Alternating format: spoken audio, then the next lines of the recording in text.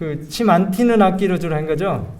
우리 뭐 현악기 말고도 많이 악기 하는 우리 학생들이 있는데 오늘은 현악기 중심으로 한 것 같아요. 참 우리 성곡교회에서 이렇게 하나님을 섬기는 것이 너무 행복하고 감사합니다.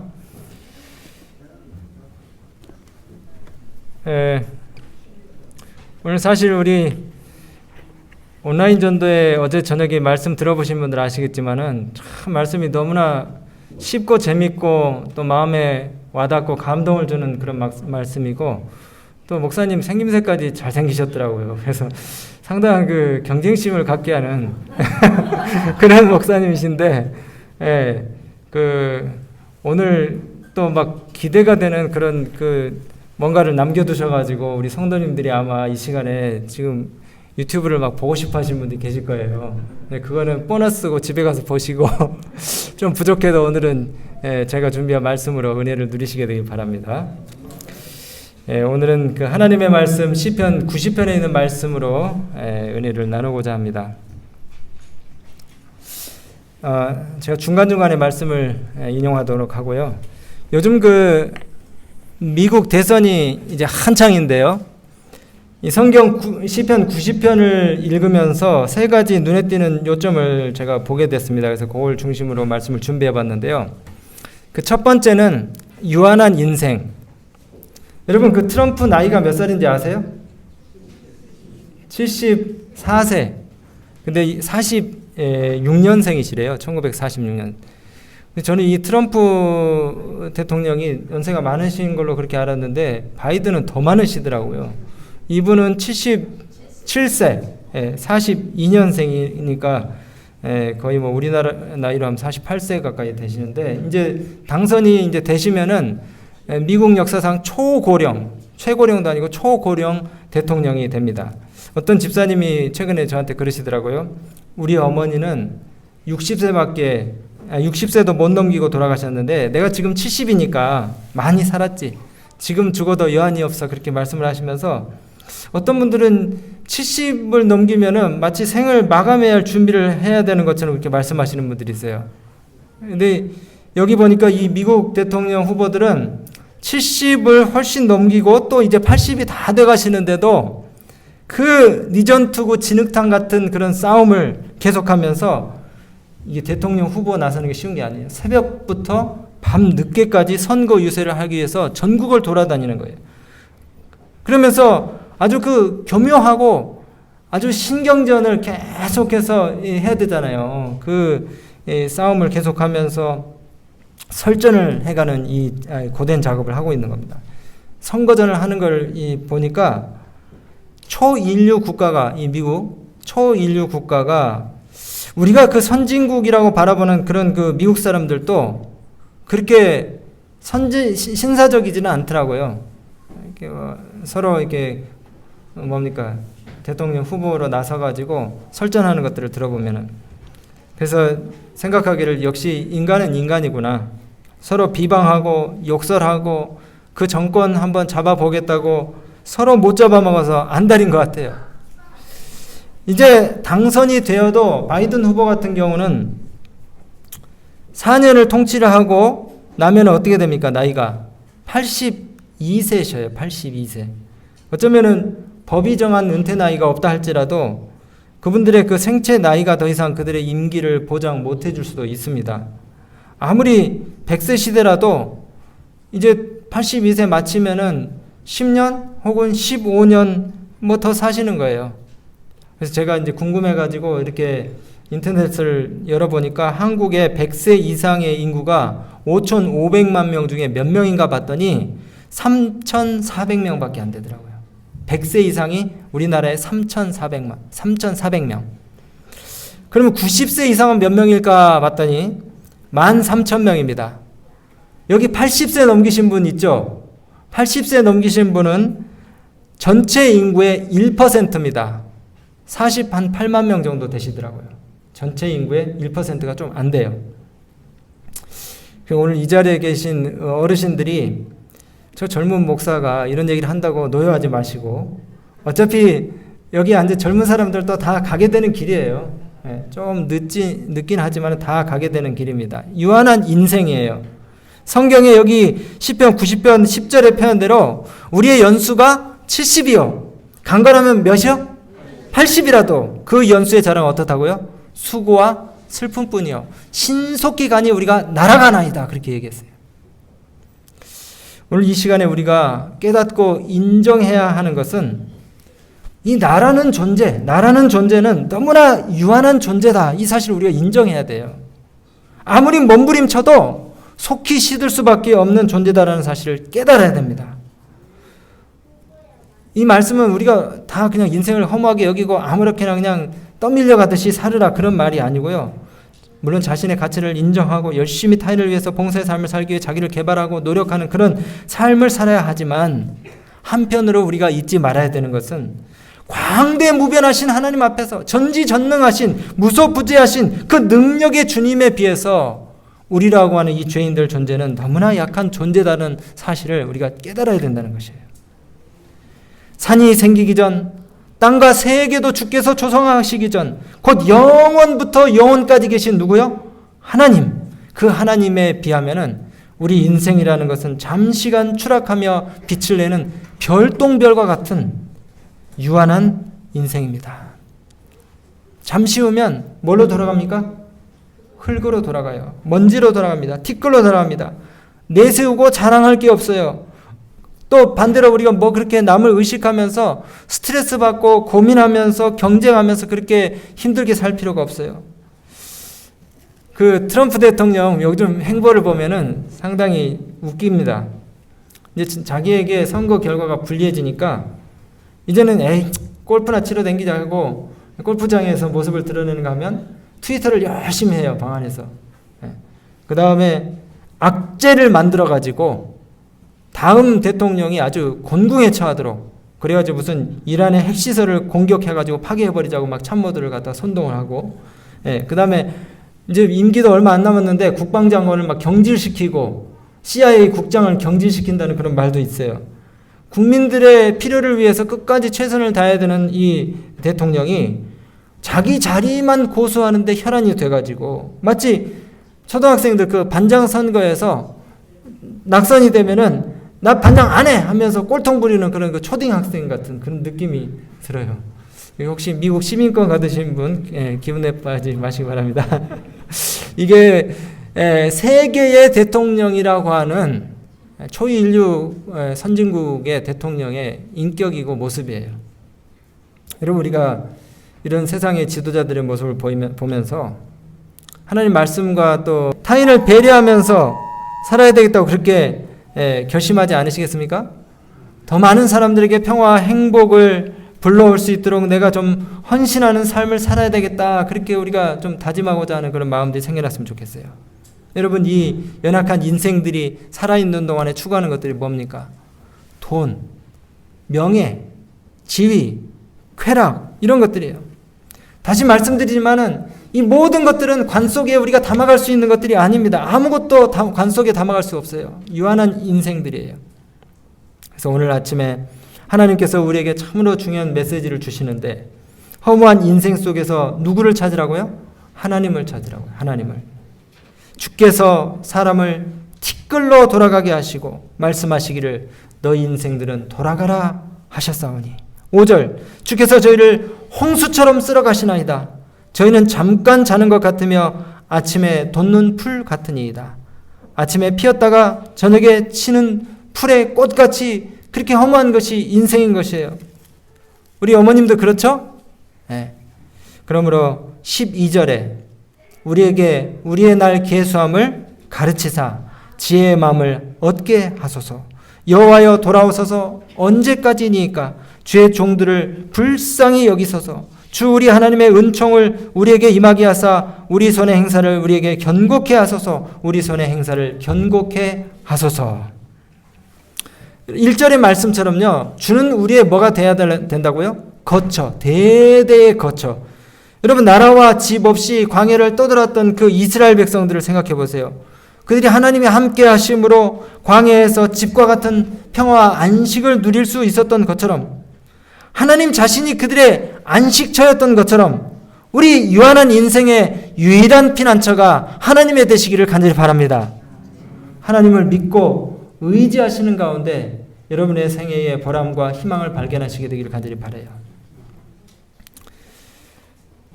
두 번째 이 시편 90편의 말씀을 읽다 보니까 보게 되는 것이 또 인생들이 하는 어리석은 짓들입니다. 어리석은 짓들. 8절에 주께서 우리의 죄악을 주의 앞에 놓으시며 우리의 은밀한 죄를 주의 얼굴빛 가운데 두셨사오니.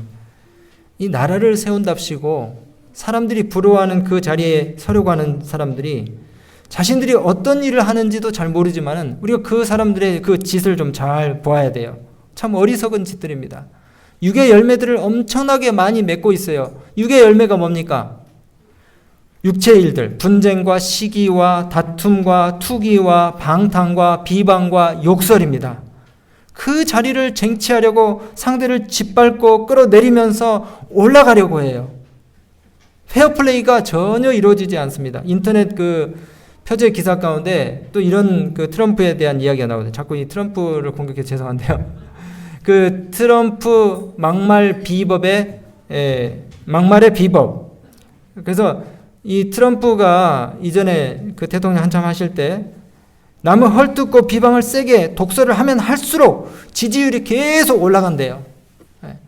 말이 좀 아주 과격하고 거칠고 그 다음에 상대방이 약점을 갖다가 확 꼬집으면 꼬집을수록 뭐가 올라간다고요? 지지율이 계속 올라가요. 그 다음에 자기를 지지하기 위해서 폭력을 행사하는 그런 사람들의 행동을 미화하고 그 다음에 수많은 어떤 그 정치적 도덕적 스캔들들 부패들 이런 것들이 엄청 가득한데도 지지자들은 그 막말을 보고 계속해서 그 사람에게 표를 던지는 것입니다. 바이든 그 대통령 후보도 보니까 약간의 구설수에 휘말리는 그 약점들이 또 있더라고요. 이분도 뭐 성희롱 이런 부분들이 스캔들을 휘말렸어요. 그 대선 총선 각종 선거가 치러지기 전에 유세를 할 때 이 사람들의 내용을 들어보면은 90% 이상이 비방전입니다. 비방전. 그래서 어떤 그 건설적인 공약이라든가 또 제안들, 안건들 이런 것들이 있는 게 아니고 거의 대부분 상대방을 갖다 중상모략하는 이야기들이에요. 우리나라 국회의원들의 몇 년 전 그 학력, 그 출신 대학교를 보니까 48%가 스카이예요. 서울대, 연고대. 요즘은 이제 좀 줄어들었다 그래요. 근데 그 똑똑하신 분들이 청문회에서 이렇게 막 대화하시는 걸 들어보면은 참 이게 참 죄송한 말씀인데 재 묻은 개가 똥 묻은 개 나무라는 것 같아요. 다 더러운데 다 그 밥에 그 나물인데 누가 덜 떼먹었냐 그걸로 점수를 얻으려고 하는 것 같아요. 뭐 이렇게 말하는 뭐 저 자신도 참 많이 부족하고 불완전하고 참 더럽죠. 근데 헌신과 희생의 대가로 주어지는 것이 권력과 지도력이 돼야 되는데 물리적인 힘을 누가 더 잘 행사하느냐, 누가 더 말을 유창하게 하느냐, 누가 상대방을 더 린치를 아주 교묘하게 잘 가하느냐 이런 것들에 의해서 그 사람의 능력이 결정이 된다는 거예요. 여러분 이런 어리석은 인생들의 모습이 곧 순식간에 종식될 날이 온다는 겁니다. 5절에 주께서 저희를 홍수처럼 쓸어가시나이다. 홍수처럼 쓸어가시나이다. 이 모래성을 쌓고 개미 같은 그 인생들이 뭔가 좀 영원한 것들을 세우려고 그렇게 하지만 또 하나님께 대항해서 높은 망과 대를 쌓아서 홍수를 피해보려고 하지만 어리석은 인간들을 내려다보시는 하나님이 그 한 번의 입김으로 그 한 번의 입김으로 모든 것이 무해 상태로 다 돌아가게 하실 수 있다는 거예요. 그리고 그들이 꾸미는 어리석은 짓들이 만천하에 백일하에 다 드러나게 하실 수 있다는 것입니다. 7절입니다.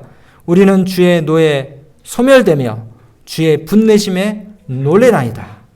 8절 주께서 우리의 죄악을 주의 앞에 놓으시며 우리의 은밀한 죄를 주의 얼굴빛 가운데 두셨사오니. 여러분 모든 은밀하고 부정한 것들이 다 드러날 날이 속히 옵니다.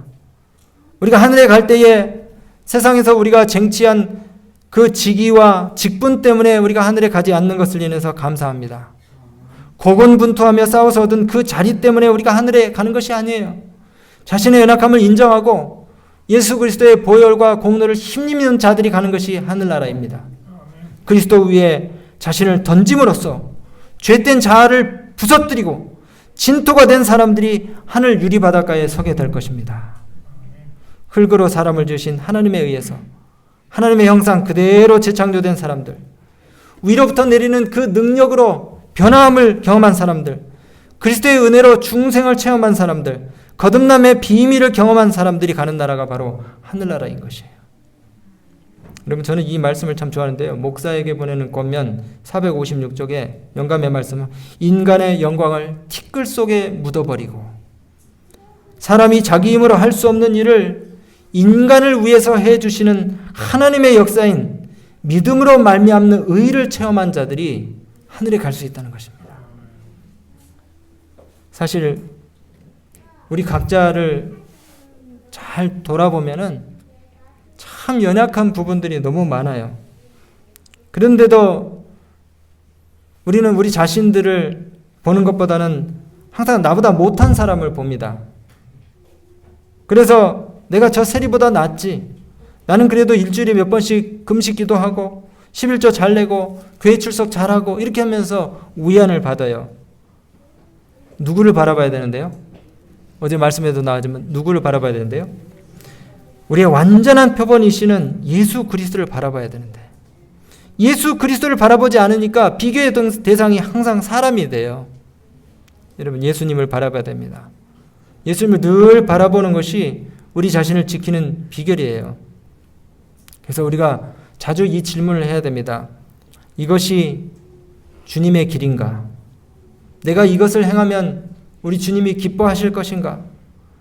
아니면 이것이 내 자신을 기쁘게 하는 일인가? 아니면 예수님을 기쁘게 하는 일인가? 이 질문을 우리가 수시로 해야 됩니다. 수시로. 이제 앞으로 12월 6일인가요? 우리 연합회 총회가 있고요. 그 다음에 1월 달에는 지방 3개 합회에 총회가 있습니다. 합회장을 뽑고 그 다음에 각 부서의 부장들을 뽑고 기관장 선거들이 계속해서 이루어지고 승진 내지는 전보 인사발령들이 이어질 것입니다. 그러면 사람들이 내심 기대를 해요. 저 자리는 내 자리인데, 저 자리는 내 자리인데. 근데 그 마음을 품는 그 순간에 다른 사람들의 마음에 비수를 꽂는 것입니다. 상대에게 아무런 해를 끼치지 않아도 단 한마디의 언짢은 말을 내가 하지 않았는데도 그 자리에 가고 싶어하는 사람들의 마음에 칼을 꽂는 거예요. 그 인사권, 행정권, 재정권 장악하는 거 이게 참 묘하더라고요. 이 사람들이 이런 그 권력들을 행사를 하면서 다른 사람의 마음을 그 다음에 어떤 그 사람들의 어떤 그 주의나 그 다음에 신조를 갖다가 조정하려고 해요. 여러분, 우리는 다른 사람을 결코 조정할 수 없습니다. 내 마음대로 사람을 컨트롤할 수 없어요. 내가 그렇게 할 수 있다고 생각하는 사람들 큰 오산이라고 여기시기 바랍니다. 내 자식도 내가 조정을 못하는데 어떻게 남의 마음을 갖다가 내가 이러락저러락 할 수 있다는 겁니까? 절대 못하는 거예요. 설령 내가 인사권, 재정권을 가지고 다른 사람들의 마음을 조정할 수 있는 자리에 있다고 생각한다 할지라도 그렇게 해서는 안 되는 것이에요. 여러분, 하나님이 우리의 양심을 강요하십니까? 하나님도, 우주를 지으신 하나님도, 우리를 창조하신 하나님도 우리의 양심을 강요하지는 않으세요. 오히려 그 하나님은 문 밖에서, 우리 마음 문 밖에서 두드리시면서 우리 마음이 스스로 문을 자발적으로 열기를 기다리시면서 조마조마해하며 문 밖에 서 계셔요. 유한한 인생들이 다른 사람에게 주어진 그 자유를 넘보면서 그것을 속박하려고 하는 것, 이거 큰 이 문제입니다. 근데 높은 자리에 오르는 사람들이 꼭 그 일을 하려고 그래요. 건설적인 방법으로 선의의 경쟁을 하는 것이 아니고 비방과 욕설을 통해 가지고 사람들의 마음을 갖다가 이리 움직이고 저리 움직이고 하려고 그래요. 여러분, 세상에 통치자들의 본을 따르지 마시기 바랍니다. 이스라엘 백성들이, 고대 이스라엘 백성들이 하나님을 두려워하지 않고 이 세상 군왕들이 굉장히 막 멋지고 화려하고 그렇게 보이니까 하나님의 직접적인 통치를 거절하고 뭘 달라 그랬어요? 왕을 주십시오 그랬어요. 왕. 그래서 그 연약한 지도자들을 세우게 되니까 그 지도자들의 잘못된 행동들을 그대로 이 백성들이 따라가고 나중에는 남방유다 북방유다 다 망했지 않습니까? 세상의 주권과 통치권은 오직 하나님께만 있음을 우리가 인정해야 됩니다. 여호와여, 광대하심과 권능과 영광과 이김과 위엄이 다 주께 속하였사오니 천지에 있는 것이 다 주의 것이로소이다. 여호와여, 주권도 주께 속하였사오니 주는 높으사 만유의 머리 되심이니이다. 아멘. 12절 부와 귀가 주께로 말미암고 또 주는 만군의 주제가 되사 손에 권세와 능력이 있사오니 모든 자를 크게 하심과 강하게 하심이 주의 손에 있나이다. 마지막으로 우리 시편 90편에 있는 말씀을 통해서 미 대선에 투영을 해가지고 얻은 교훈 하나는 인간이 만드는 규칙과 제도들은 다 불완전하다는 것입니다. 우리가 공무원들도 그러죠. 인사 고가 시스템들을 복잡하게 하고 다면 평가를 하고 막 이렇게 하지만은 거기에도 또 함정이 있고 약점이 엄청 많아요. 인간이 만든 제도들은 늘 불완전합니다. 그래서 보완하기 위해서 새로운 입법을 하고 또 예외적인 조항들을 추가하고 변경을 거듭하지만은 예외 없는 규칙이 있습니까? 없어요. 예외 없는 규칙은 없습니다. 그 미국 대선에 대해서 여러분들이 그것까지 알 필요는 없으시지만은 그래도 말이 나왔으니까 초창기에 그 미국 대통령을 뽑는 일에 그 당시에는 미국 시민들이 그렇게 지적 수준이 높거나 아니면 정치적 식견이 많지 않았기 때문에 모든 국민을 다 선거에 참여시키는 것은 옳지 않다. 그 다음에 또 이 미국 땅덩어리가 크잖아요. 동에서 서를 가려면은 쉬지 않고 밤낮으로 운전을 해도 4일 이상을 해야 되거든요. 근데 17세기, 18세기에 교통, 통신도 발달하지 못했고 또 여러 가지 여건이 열악한 상황 가운데서 모든 국민의 표를 갖다가 다 모아가지고 합산하는 것이 어려워요. 그래서 직접 선거, 간접 선거도 아니고 선거인단 제도를 이제 만들어가지고 이 대통령을 뽑습니다. 그래서 이제 일반 유권자들이 선거인단을 뽑고 그 선거인단이 대통령을 뽑는데 여기에도 또 여러 가지 복잡한 그 룰들이 있어요. 그 다음에 이제 한 가지는 승자 독식제라는 게 있습니다. 그 각 주의 선거인단들을 많이 확보하는 것이 이제 대통령 당선의 관건인데 특이한 것은 선거인단을 뽑을 때에 예를 들어서 각 주의 선거인단들이 무슨 주에는 몇 명, 무슨 주에는 몇 명인데 캘리포니아가 제일 많대요. 55명인데 55명 중에서 만약에 그 공화당이 26표를 얻고 그 다음에 민주당이 25표를 얻었다. 그러면은 공화당 대표한테 나머지 25표를 다 몰아줘요.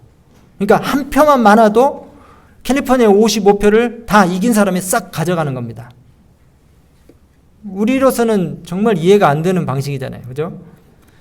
근데 이런 그 복잡한 제도들이 너무나 어설퍼 보이지만은 그렇게 할 수밖에 없는 것이 역사적인 연원들을 거슬러 가서 여러 가지 구실들이 있어요. 그리고 이제 그 공정성을 참여자들이 인정하지 않는 한 늘 불완전한 것이 사람들이 만드는 제도라는 것입니다. 그렇기 때문에 우리가 이 교회에서 여러 가지 그 일들을 할 때에 우리 개개인이 우리 자신의 삶의 주권을 하나님께 드리고 그분의 지도와 통치를 바라지 않는 한 우리가 하는 일들에 있어서 충돌이 생길 수 있고 또 불만이 생길 수 있고 어려움들이 얼마든지 생길 수 있다는 거예요. 근데 반대로 우리 각자가 다 하나님 앞에 정말 낮아지고 겸손하고 또 그분의 어떤 그 섭리를 우리가 받아들이는 그런 마음으로 완전하게 복종을 하고 연합한다 그러면은 어떤 불완전한 제도라 할지라도 이 사업을 발전시키기에 넉넉한 방법들이 될 수 있다는 것이에요. 여러분 교회에서 사용하는 그 주의가 무슨 주의인지 아세요? 주의라 그러니까 갑자기 좀 무슨 말 하나 하실 텐데 이 교회에는요 어쩔 수 없이 그 민주주의 방식을 채택을 해가지고 이제 이 일들을 하지만은 사실은 참여자들의 마음 가운데 있어야 될 이 정치의 방식은 신주주의입니다. 뭐라고요? 신주주의, 신권 통치, 하나님의 통치를 바라는 마음으로 기도의 기도를 거듭하고 자신의 생각과 주장을 내려놓고 하나님의 지도를 바라면서 하는 것이 하나님의 사업의 방식이에요. 오늘 저는 말씀 마치면서요, 시편 90편에 있는 말씀을 통해서 유한한 인생들이 도모하고 경외하는 그 어리석은 일들과 불완전한 제도들, 지혜로운 척하지만 정말 어리석은 우리 인생들이 하는 무력한 짓들에 대해서 우리가 생각해 봤어요. 그러면서 정말 우리 개개인이 성령의 능력을 개개인이 체험하기를 간절히 원합니다. 하나님의 역사를 경험하는 그런 교회가 되기를 바랍니다. 예수님의 은혜와 그분의 선하심을 맛보면서 서로의 죄를 고백하고 서로를 불쌍히 여기고 이 세상이 마지막을 향해서 치닫는 만큼 우리의 관심은 더욱더 구원받아야 될 영혼에 우리의 마음이 더 쏟아지는 그런 그 신앙의 열정들을 품는 그런 교회가 되기를 간절히 원하는 것입니다. 예수님이 부활하신 후에 40일 동안 제자들에게 보이셨죠. 뭐라고 말씀하셨습니까? 너에게 약속한 성령을 받기까지 이곳을 떠나지 말라. 그러면서 성령이 너에게 임하시면 너희가 권능을 받고 예루살렘과 온 유대와 사마리아와 땅끝까지 이르러서 내 증인이 되라, 그렇게 말씀하셨어요.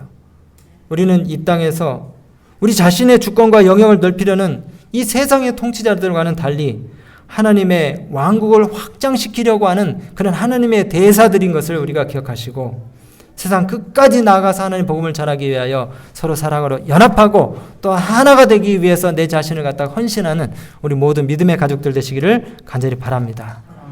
우리 가정에서 혹 가족 구성원들 간에 서운한 일들이 있으시다면, 또 성도 간에 언짢은 일들이 있다면, 또 사람들 우리 이웃들과의 편견과 마음으로 다친 그런 부분들이 있다면은 우리가 이 시간 다 그 장벽들을 허물어 버리고 예수님이 우리에게 약속하신 그 성령을 마음 가운데 간구하심으로써 정말 서로 하나 되는 그런 놀라운 요한복음 17장의 역사들을 우리가 경험하시게 되기를 바랍니다. 하나님의 축복이 돌아오는 한 주간 동안도 우리 선곡교회 모든 성도님들 함께 하셔서, 이 다음 주가 우리가 연말 기도 주간이거든요.